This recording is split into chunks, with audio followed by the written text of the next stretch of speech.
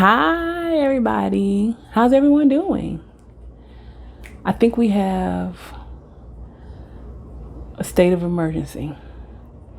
It's time for us to sit down and have a real adult talk about this post that keeps circulating every month or so about people being married and living in separate households, like a whole nother address. Now, I think we should start with this notion. And y'all just tell me if you agree or disagree. Marriage is not one size fits all. People have to determine what I hate using the word normal because nobody's normal, but people have to determine what is acceptable in their relationship and what's not acceptable in their relationship. But we are not going to sit here and redefine the basic definition of marriage or the basic premise of marriage. Now, of course, people can do whatever they want to do. And of course, no one should tell people what to do and how to live their lives. But y'all are full of it. I'm going to say that. If you think that it's healthy to be married and living in separate households.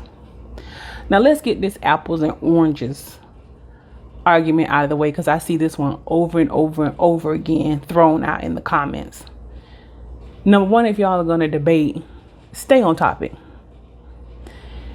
Your grandparents and your great grandparents sleeping in separate beds is not the same thing as maintaining two separate addresses. That's not the same thing. Your grandparents and your great grandparents still lived under one roof. Whether their two beds were in the same room or they had two separate bedrooms, they still had the same address. So that argument is flawed, and it's just like comparing apples to oranges. So let's get past that and get into really, what would be the purpose, right? Because marriage is a form of a partnership. What would be the purpose of getting married if your goal is to have two separate lives? What's the purpose? Now, understanding that even when you get married, you do not become one single solid person with one single solid thought process. No, you're still two individuals who have decided to combine your resources, combine your knowledge, your education, combine your goals to reach a common goal. That's the one. So if you literally want to, one person said they want to live by themselves in their own house for 3 to 4 days out of the week. Last time I checked, it's 7 days in a week. So you want to spend half or more than half of your time away from your wife and your children. To me, that sounds like you just don't like them.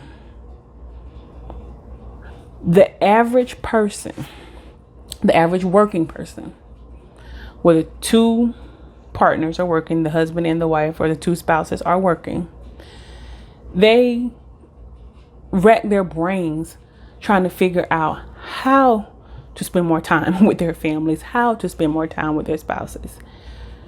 And here's this branch of people saying the exact opposite. And it's something that I noticed. The people who are saying it, the people who are, the people who are starting the conversation aren't married. They're saying if they choose to get married, which means they haven't even made up their mind if they even want to be married. But they want to throw this out as this is what's good for them. They don't know what's good for them because they're not married. They don't know that when they actually get married, they're really going to want to stay away from their family like that. But this is what they're saying if they choose to get married.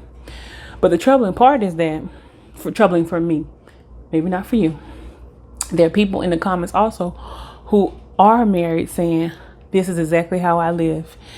Me and my wife this, me and my husband this. My wife has the kids at the main house. I have an apartment over here.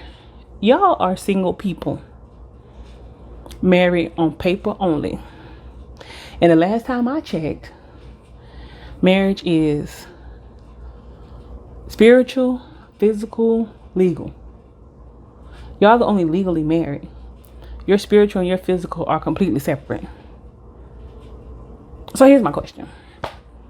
Here's what I want to talk about with you guys. Y'all help me digest this. What are the benefits to being married and living separately? What are the benefits? Because marriage is about mutual benefit too, right? So one person said this. If she was posing a question to her husband, if you're going to live outside the home, who are the kids going to live with? They're automatically going to just live with the wife? So is it like the wife is a single parent while the husband is a single man? Or if it's turned around, whoever has the children, whoever lives in the marital home with the children, they're a single parent while the other spouse is a single person? That's what it sounds like. So really, somebody wants to say hi. Say hi. You say hi? Oh, you had a mouthful of food. Go eat. Go eat. I ate some food. You got a mouthful of food. Hi. Okay. To wrap up this video, my question is, what is the benefit and or purpose to being married and living in separate households, either full-time or part-time? What is the benefit and or purpose of getting married to live the quote unquote single life? I'm just asking. I just want to be able to digest it. I want to get understanding about this because this post keeps coming up. These comments are getting more and more troubling for me. And I know, like I said, I'm not trying to tell nobody how to live their life. I just want to understand.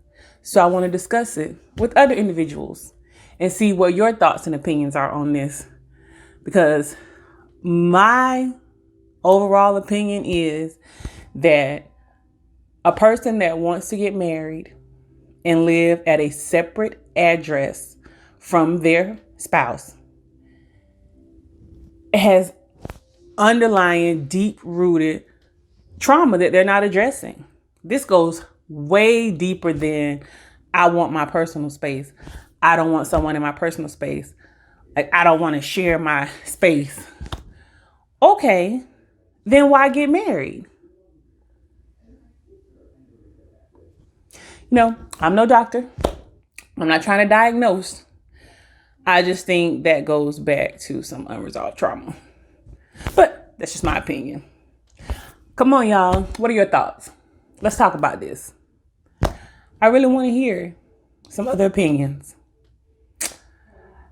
Don't forget to like, share, and subscribe. Bye.